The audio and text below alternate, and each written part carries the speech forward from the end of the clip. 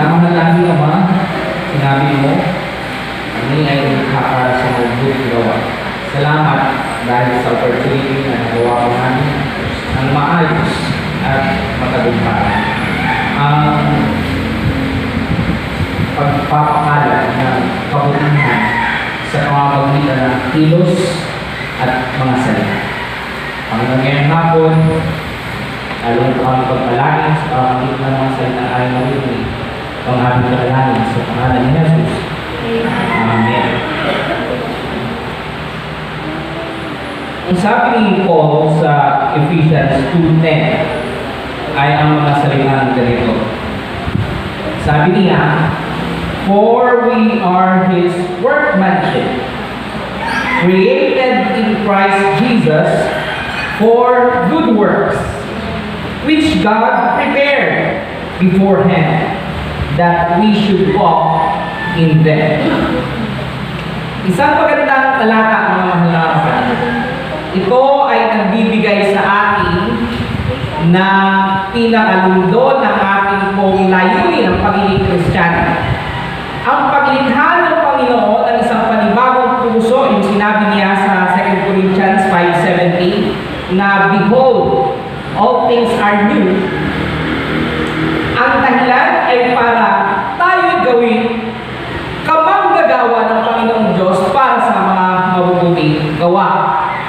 But yet, I found something very interesting, mga mahal na kapatid, in this verse. On the last part of the verse, ang sabi nito, we were created for good works, which God prepared beforehand.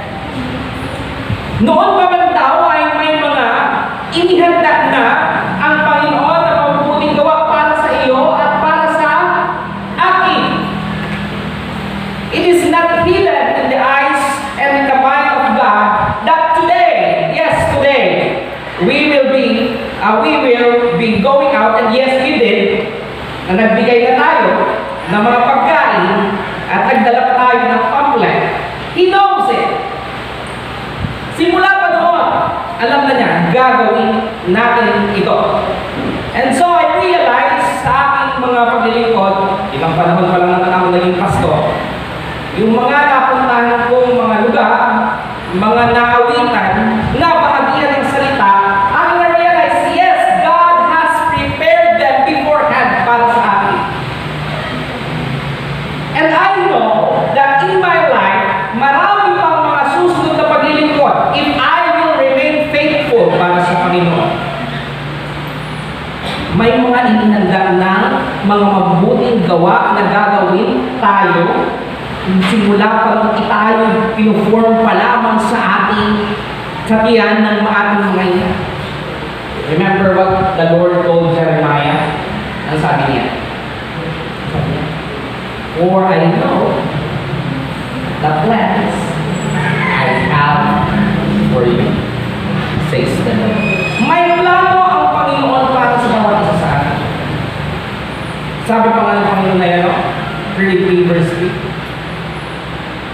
Ang sabi ng Panginoon, I will show you great and mighty things which thou knowest not. Hindi mo malalaman, pero ang Panginoon magpapakita sa iyo ng mga dakilang bagay. It was also the same in the lives of the apostles. Initially, what Peter and John had in their minds is just to catch fishes. Yun lang alam nila. But the Lord has prepared something greater for them. And that started when the Lord beat them and said, follow me. Hindi ko nila ang lamang. And then, they were able to begin to do those good works ever prepared for them beforehand. Mga mahal. Marami pa tayong magagawa. Marami pa tayong magagawang mabuting gawa para sa ating Panginoon. Ito ay nakay Kristo Jesus. Ang sabi dito sa talatang ito, it was prepared beforehand that we should walk in them. We should walk. Dito tayo lalakad. Dito tayo mamumuhay. So, ang bawat hakbangin ng ating feels good. I personally, ang ginawa ko na inahikot, visit doon, hanggang maabutan ko kayo, iba hindi ko na naabutan. But it was so good na makita na ang mga church members are actively involving themselves in this kind of activity. Mga kapatid. But yet, dapat tayo meron pang iniingat ang mga personal na relasyon sa Panginoon. Sometimes, ang pitfall sa mga ganito ay, yes, it's so good to do great things for the Lord when I am with the church. Kung kasama ko ang church. Pero pag personal na, ang hirap. And you know what is an authentic religion, mga mahal na kapatid? Naging authentic lamang ang ating religion when what the world sees in us is the same with what we have in our hearts. Ano ba?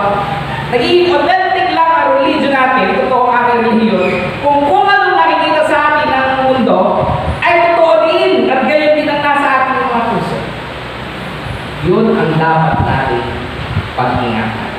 I have a question for you. Ano ang tama kung natatandaan mo? Ikaw ay gumagawa para sa Panginoon o ang Panginoon ang gumagawa sa iyo? Alin ba ang tama? Yung una o yung panghuli? Ikaw ay gumagawa para sa Panginoon o ang Panginoon ang gumagawa para sa iyo? Panghuli. Ang tama ay panghuli. Tama ko yun. Pero madalas ang ating pagkukulang, we try to work for the Lord. Bakit? Dahil napabayaan natin yung personal relationship with the Lord.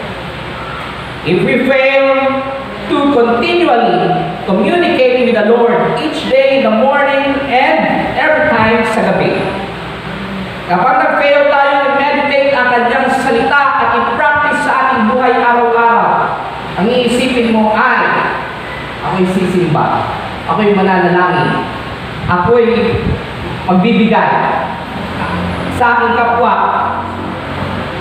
para maging okay. Yun ang kadalasan ating ginagawa. Tayo'y gagawa para sa Panginoon. Pero ang maganda at ang disenyo ng Panginoon ay ganito. Pag ikaw'y nag-communicate sa Panginoon araw-araw, nag-pray ka, nag-aaral ka ng Bible, tapos ina-apply mo sa iyong buhay, automatically ang Holy Spirit ay pumapasok sa puso mo at nagbibigay siya ng kapangyarihan. At ang Diyos yung gumagawa sa puso mo, both saan daw? To will and to do.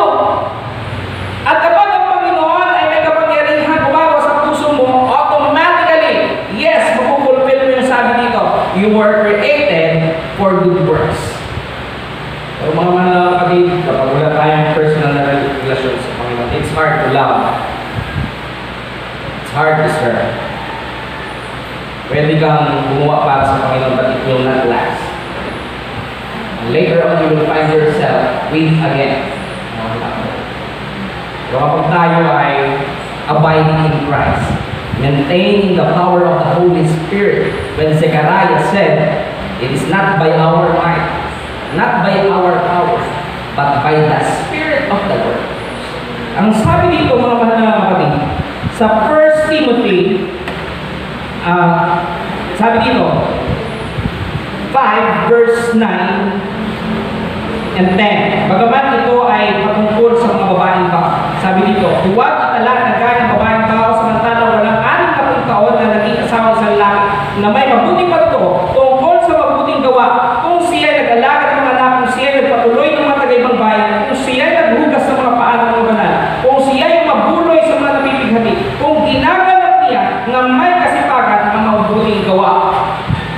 Nilalagay ng Biblia na ang mga mabuting gawa ay tunay na resulta ng ating pagkaligtas na nakay Kristo Jesus. Tingnan niyo ang sabi pa ni Pablo, aliwin nawa ang inyong puso at patibayin kayo sa bawat mabuting gawa at salita. Yung ating ginagawa na kabutihan, na ito'y dahilan ng Diyos ay gumawa sa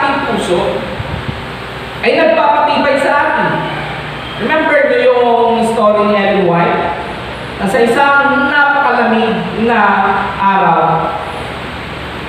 Ano po? Doon sa mga bahagi sa North Pole, yan, si Jama ay relate doon kasi taga-Alaska ito eh. Maraming yelo doon. Pero yung kwento ni Ellen White ay sa isang napaka-snowy na panahon ng isang lalaki naglalakad sa may medyo pataas na bundok at sila ay cover ng snow. Siya daw ay lamig na lamig at parang sa pamagitan ng kapangyarihan ng lamig siya ay maring mawala ng lakas at mamatay. Nung siya ay pamakyat, aba ay may nakasalubong siyang isang lalaking galing sa itaas na ano po, na ang kalagayan ay parang hinang-hinanga. At yung lalaking paakyat dahil narinig niya yung lalaking bababa na hinang-hinanga at parang naubusan ng lakas at medyo parang humahabol na hininga. Ano po ang nangyari sa kanya? Ang ginawa ng lalaki na siya ay nangihina na rin, kaniya pinasan yung isang lalaking nag-aagaw na ng hininga at nung kanyang pinasan, dinala niya sa isang hut at doon niya na-realize na sa kanyang paggawa, hindi lamang yung kaibigan ang nailigtas niya, kundi ang kanya ding sarili. Dahil nung binuhat niya yung isa, hindi mas lalong nag-in ang kanyang katawan at siya yung nila parehas ay naligtas. Mga kapatid, yung ating mga mabuting gawa ay nagpapatibay sa atin. Ang sabi pa sa 1 Timothy 6:18, sila ay magsigawa ng mabuti, na sila ay magsiyaman sa mabuting gawa. Ang nais ng Diyos sa atin maging mayaman, pero nais ng Diyos ay maging mayaman saan? Sa good works, na sila ay maging handa sa pamimigay, mag-ibigin sa pamamahagi. At ang pinakahuli, sabi dito, pasakdalin nawa niya kayo sa bawat mabuting gawa. Nakita niyo po yun? Ang importance ng mabuting gawa, pinapasakdal tayo kapag we repetitively, continuously, mga kapatid, na ginagawa ito. Pakasakdalin nawa niya kayo sa bawat mabuting gawa upang gawin ang kanyang kalooban, na gawin sa atin ang nakalulugod sa paniniya sa pamamagitan ni Jesucristo, na mapasa kaniya nawa ang kaluwalhatian magpakailan pa. Mga mahal na mga kapatid, napakabuti ng Diyos. Katulad nga ng aming favorite verse, yung mabuting gawa na ginawa na sa atin ng Panginoon, sinimulan niya. Sabi niya, for I am fully persuaded of this, sabi ni Pablo, that He who began a good work in you will be faithful to complete it until the day of Jesus Christ. Amen? Amen. Kayo at ako ay resulta ng mabuting gawa ng Diyos sa puso ni Jesus. Ikaw, dahil sumasampalataya sa Kanya. Ngayon, mga mahal na mga kapatid, tanggapin natin ang kapangyarihan. Tayo ay laging manatili sa Kanya. Magiging buhay natin. Hindi na tayo yung magiging Kristiyano na laging tinatrahay na maglingkod sa Panginoon. Because that's not the design. Nais ng Panginoon ay gumawa sa puso mo at gumawa sa pamamagitan ng buhay. Pagpalaan naman tayo ng Panginoon ng aking panalangin, yung ating mga ibinigay sa mga kapatid, sa mga kaibigan, ay maging util ng katotohanan. Yung ating mga ikinilos sa harapan nila, yung ating mga inusal na panalangin, yung ating mga ibinigay na material na bagay at mga babasli, maging binhisa ng buhay, natutubo at mamumunga ng mga espiritual na bunga at maihahanda sa pag-aani para sa ating Panginoon. Happy Sabbath sa inyong lahat.